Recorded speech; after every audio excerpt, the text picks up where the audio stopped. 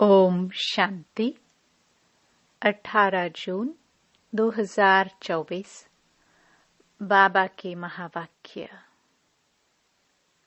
मीठे बच्चे, अवगुणों को निकालने का पूरा पुरुषार्थ करो। जिस गुण की कमी है उसका पोता मेल रखो। गुणों का दान करो तो गुणवान बन जाएंगे। प्रश्न: गुणवान बनने के लिए कौन सी पहली श्रीमत मिली हुई है? उत्तर: मीठे बच्चे, गुणवान बनना है तो पहले किसी की भी देह को मत देखो, अपने को आत्मा समझो। एक बाप से सुनो, एक बाप को देखो। मनुष्य मत को नहीं देखो। दूसरा, देह अभिमान के वश ऐसी कोई एक्टिविटी न हो जिससे बाप का व ब्राह्मण कुल का नाम बदनाम हो। उल्टी चलन वाले गुणवान नहीं बन सकते। उन्हें कुल कलंकित कहा जाता है। ओम शांति। बाप दादा के हाथ में मोतिये के फूल थे। बाबा साक्षात्कार कराते ही ऐसा खुशबूदार फूल बनने का है। बच्चे जानते हैं हम फूल बने थे जरूर। गुलाब के फूल, मोतिये के फूल भी बने थे अथवा हीरे भी बने थे, अब फिर बन रहे हैं। यह है सच्चे, आगे तो थे झूठे। झूठ ही झूठ, सच की रत्ती भी नहीं। अभी तुम सच्चे बनते हो तो फिर सच्चे में सब गुण भी चाहिए। जितने जिसमें गुण हैं उतना औरों को भी दान दे आप समान बना सकते हैं। इसलिए बाप बच्चों को कहते रहते हैं, बच्चे पोता मेल रखो अपने गुणों का। हमारे में कोई अवगुण तो नहीं है। दैवी गुणों में क्या कमी है? रात को रोज अपना पोता मेल निकालो। दुनिया के मनुष्यों की तो बात ही अलग है। तुम अभी मनुष्य तो नहीं हो ना, तुम हो ब्राह्मण। भल मनुष्य तो सब मनुष्य ही हैं, परंतु हर एक के गुणों में चलन में फर्क पड़ता है। माया के राज्य में भी कोई कोई मनुष्य बहुत अच्छे गुणवान होते हैं, परंतु बाप को नहीं जानते। बड़े रिलीजियस माइंडेड, नरम दिल होते हैं। दुनिया में तो मनुष्यों के गुणों की वैरायटी है, और जब देवता बनते हैं तो दैवी गुण तो सब में है। बाकी पढ़ाई के कारण मर्तबे कम हो पड़ते हैं। एक तो पढ़ना है, दूसरा अवगुणों को निकालना है। यह तो बच्चे जानते हैं हम सारी दुनिया से न्यारे हैं। यहाँ यह जैसे एक ही ब्राह्मण कुल बैठा हुआ है। शूद्र कुल में है मनुष्य मत, ब्राह्मण कुल में है ईश्वरीय मत। पहले पहले तुमको बाप का परिचय देना है। तुम बताते हो फलाना आर्ग्यू करते हैं।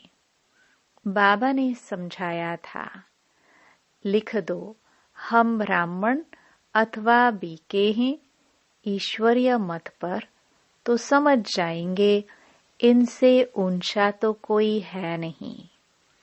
ऊंचते ऊंच है भगवान, तो हम उनके बच्चे भी उनकी मत पर हैं। मनुष्य मत पर हम चलते नहीं, ईश्वरीय मत पर चल हम देवता बनते हैं। मनुष्य मत बिल्कुल छोड़ दी है, फिर तुमसे कोई आर्ग्यू कर ना सके। कोई कहे यह कहाँ से सुना, किसने सिखाया है?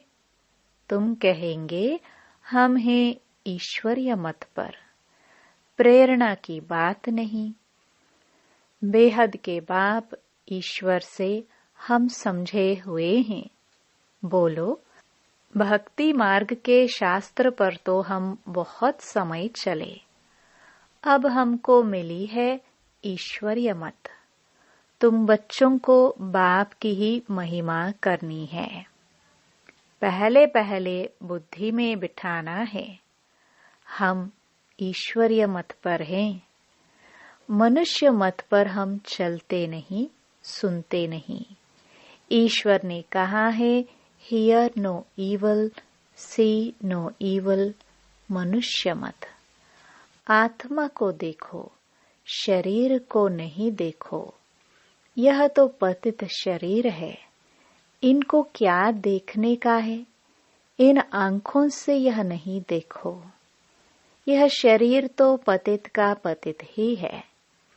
यहाँ के यह शरीर तो सुधरने नहीं है और ही पुराने होने हैं।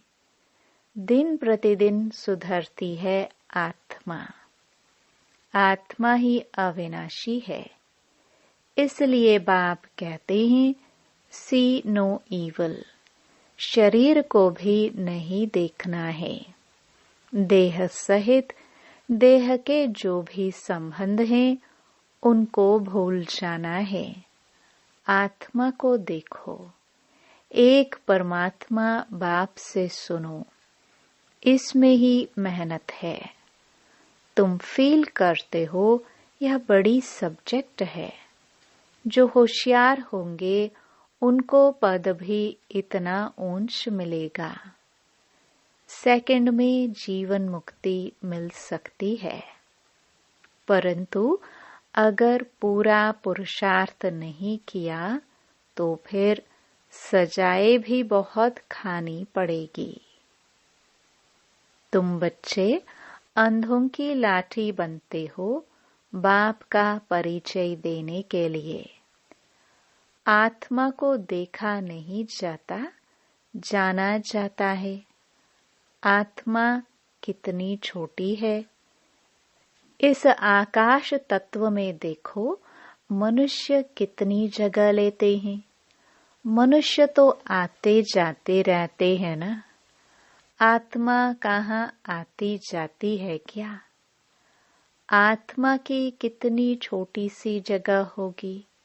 विचार की बात है। आत्माओं का झुंड होगा। शरीर के भेंट में आत्मा कितनी छोटी है। वह कितनी थोड़ी जगह लेगी। तुमको तो रहने के लिए बहुत जगह चाहिए। अभी तुम बच्चे विशाल बुद्धि बने हो। बाप नई बातें समझाते हैं नई दुनिया के लिए, और फिर बताने वाला भी नया है। मनुष्य तो सबसे रहम मांगते रहते हैं। अपने में ताकत नहीं है जो अपने पर रहम करे। तुमको ताकत मिलती है। तुमने बाप से वर्षा लिया है और कोई को रहम दिल नहीं कहा जाता है। मनुष्य को कभी देवता नहीं कह सकते हैं। रहम दिल एक ही बाप है जो मनुष्य को देवता बनाते हैं। इसलिए कहते हैं परमपिता परमात्मा की महिमा अपरम अपार है, उसका पारावार नहीं। अभी तुम जानते हो उनके रहम का पारावार नहीं है। बाबा जो नई दुनिया बनाते हैं उसमें सब कुछ नया होता है। मनुष्य, पशु, पक्षी सब सतो प्रधान होते हैं। बाप ने समझाया है तुम ऊंच बनते हो तो तुम्हारा फर्नीचर भी ऐसा ऊंच ते ऊंच गाया हुआ है। बाप को भी कहते हैं ऊंचे ते ऊंचा, जिससे विश्व की बादशाही मिलती है। बाप साफ कहते हैं हम हथेली पर बहिश्त ले आता हूँ। वो लोग हथेली से केसर आदि निकालते हैं। यहाँ तो पढ़ाई की बात है। यह है सच्ची पढ़ाई। तुम समझते हो हम पढ़ रहे हैं, पाठशाला में आए हैं। पाठशालाएं तुम बहुत खोलो तो तुम्हारी एक्टिविटी को देखे। कोई फिर उल्टी चलन चलते हैं तो नाम बदनाम करते हैं। देह अभिमान वाले की एक्टिविटी ही अलग होगी। देखेंगे ऐसी एक्टिविटी है तो फिर जैसे सब पर कलंक लग जाता है। समझते हैं इनकी एक्टिविटी में तो कोई फर्क नहीं है, तो गोया बाप की निंदा कराई ना। टाइम लगता है, सारा दोष उस पर आ जाता है। मैनर्स बहुत अच्छे चाहिए।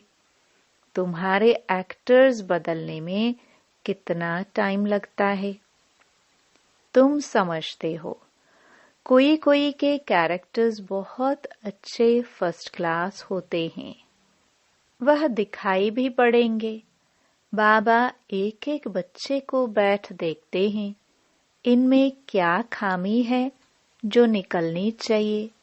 एक एक की जांच करते हैं।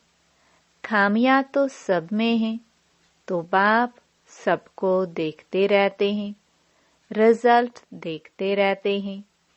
बाप का तो बच्चों पर लव रहता है ना। जानते हैं इनमें यह खामी है, इस कारण यह इतना ऊंच पद पा नहीं सकेंगे। अगर खामियां नहीं निकली तो बड़ा मुश्किल है। देखने से ही मालूम पड़ जाता है। यह तो जानते हैं अभी टाइम पड़ा है। एक एक की जांच करते बाप की नजर एक एक के गुणों पर पड़ेंगी। पूछेंगे तुम्हारे में कोई अवगुण तो नहीं है। बाबा के आगे तो सच बता देते हैं। कोई कोई को देह अभिमान रहता है तो नहीं बताते हैं। बाप तो कहते रहते हैं आपे ही जो करे सो देवता। कहने से करे वह मनुष्य, जो कहने से भी न करे। बाबा कहते रहते हैं जो भी खामियां हैं इस जन्म की वह बाप के आगे आपे ही बताओ। बाबा तो सबको कह देते हैं। खामियां सर्जन को बतानी चाहिए। शरीर की बीमारी नहीं, अंदर की बीमारी बतानी है। तुम्हारे पास अंदर में क्या क्या आसुरी ख्यालात रहते हैं, तो इस पर बाबा समझाएंगे। इस हालत में तुम इतना ऊंच पद पा नहीं सकेंगे। जब तक अवगुण निकले, अवगुण बहुत निंदा कराते हैं। मनुष्यों को वहम पड़ता है, भगवान इनको पढ़ाते हैं।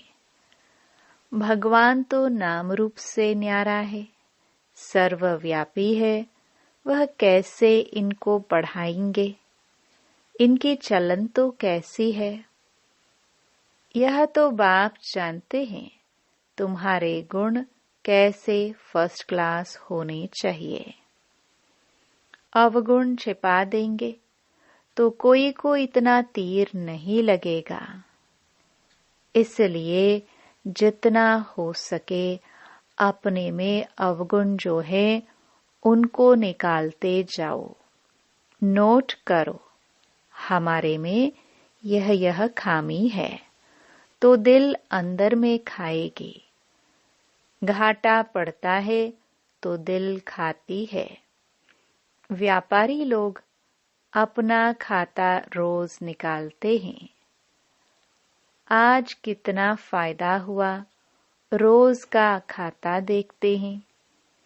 यह बाप भी कहते हैं, रोज अपनी चाल देखो, नहीं तो अपना नुकसान कर देंगे। बाप की पथ इज्जत गवा देंगे। गुरु की निंदा कराने वाले ठौर न पाए। देह अभिमानी ठौर नहीं पा सकेंगे। देही अभिमानी अच्छी ठौर पाएंगे। देही अभिमानी बनने के लिए ही सब पुरुषार्थ करते हैं। दिन प्रतिदिन सुधरते जाते हैं। देह अभिमान से जो कर्तव्य होते हैं उनको काटते रहना है। देह अभिमान से पाप जरूर होता है, इसलिए देही अभिमानी बनते रहो। यह तो समझ सकते हो, जन्मते ही राजा कोई होता नहीं। देही अभिमानी बनने में टाइम तो लगता है ना, यह भी तुम समझते हो। अभी हमको वापस जाना है। बाबा के पास बच्चे आते हैं, कोई 6 मास बाद आते, कोई 8 मास बाद भी आते हैं। तो बाबा देखते हैं इतने समय में क्या उन्नति हुई है। दिन प्रतिदिन कुछ सुधरते रहते हैं या कुछ दाल में काला है। कोई चलते चलते पढ़ाई छोड़ देते हैं। बाबा कहते हैं, यह क्या भगवान तुमको पढ़ाते हैं भगवान भगवती बनाने। ऐसी पढ़ाई तुम छोड़ देते हो। अरे वर्ल्ड गॉड फादर पढ़ाते हैं, इसमें एब्सेंट। माया कितनी प्रबल है। फर्स्ट क्लास पढ़ाई से तुम्हारा मुख मोड़ देती है। बहुत हैं जो चलते रहते हैं, फिर पढ़ाई को लात मार देते हैं। यह तो तुम समझते हो। अब हमारा मुंह है स्वर्ग तरफ, लात है नरक तरफ। तुम हो संगम युगी ब्राह्मण। यह पुरानी रावण की दुनिया है। हम वाया शांति धाम सुख धाम तरफ जाएंगे। बच्चों को यही याद रखना पड़े। टाइम बहुत कम है, कल भी शरीर छूट सकता है। बाप की याद नहीं होगी तो फिर अंतकाल। बाप समझाते तो बहुत हैं। यह सब गुप्त बातें हैं। नॉलेज भी गुप्त है। यह भी जानते हैं, कल्प पहले जिसने जितना पुरुषार्थ किया है वही कर रहे हैं। ड्रामानुसार बाप भी कल्प पहले मुआफिक समझाते रहते हैं। इसमें फर्क नहीं पड़ सकता है। बाप को याद करते रहो तो तुम्हारे विकर्म विनाश होते जाए। सजा नहीं खानी चाहिए। बाप के सामने सजाए बैठ खाएंगे तो बाप क्या कहेंगे। तुमने साक्षात्कार भी किए हैं, उस समय माफ नहीं कर सकते। इन द्वारा बाप पढ़ाते हैं तो इनका ही साक्षात्कार होगा। इन द्वारा वहां भी समझाते रहेंगे। तुमने यह किया, फिर उस समय बहुत रोएंगे चिल्लाएंगे, अफसोस भी करेंगे, बिगर साक्षात्कार सजा दे ना सके। कहेंगे तुमको इतना पढ़ाते थे, फिर ऐसे ऐसे काम किए। तुम भी समझते हो रावण की मत पर हमने कितने पाप किए हैं। पूज्य से पुजारी बन पड़े हैं, बाप को सर्वव्यापी कहते आए।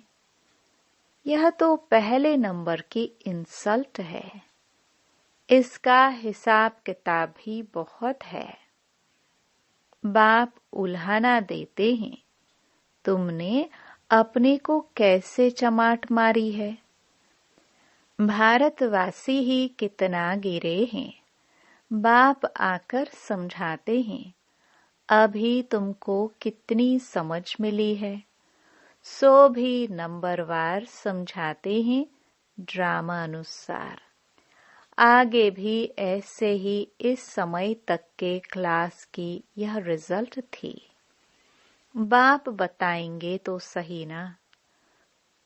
तो बच्चे अपनी उन्नति करते रहे। माया ऐसी है जो देही अभिमानी रहने नहीं देती है। यही बड़ी सब्जेक्ट है। अपने को आत्मा समझ बाप को याद करो तो पाप भस्म हो जाए। अच्छा, मीठे मीठे सिखिलदे बच्चों प्रति मात पिता बाप दादा का याद प्यार और गुड मॉर्निंग। रूहानी बाप की रूहानी बच्चों को नमस्ते। धारणा के लिए मुख्य सार। पहला, देह अभिमान में आने से पाप जरूर होते हैं। देह अभिमानी को ठौर नहीं मिल सकती, इसलिए देही अभिमानी बनने का पूरा पुरुषार्थ करना है। कोई भी कर्म बाप की निंदा कराने वाला न हो। दूसरा, अंदर की बीमारियां बाप को सच सच बतानी है, अवगुण छिपाने नहीं है। अपनी जांच करनी है कि मेरे में क्या क्या अवगुण है। पढ़ाई से स्वयं को गुणवान बनाना है। वरदान,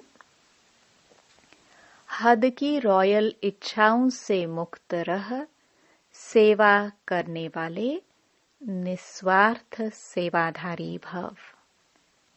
जैसे ब्रह्मा बाप ने कर्म के बंधन से मुक्त न्यारे बनने का सबूत दिया, सिवाय सेवा के स्नेह के और कोई बंधन नहीं।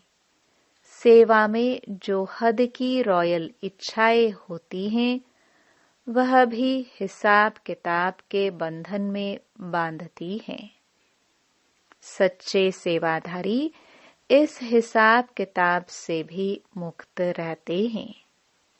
जैसे देह का बंधन देह के संबंध का बंधन है, ऐसे सेवा में स्वार्थ यह भी बंधन है। इस बंधन से व रॉयल हिसाब किताब से भी मुक्त निस्वार्थ सेवाधारी बनो। स्लोगन, वायदों को फाइल में नहीं रखो, फाइनल बनकर दिखाओ। ओम शांति।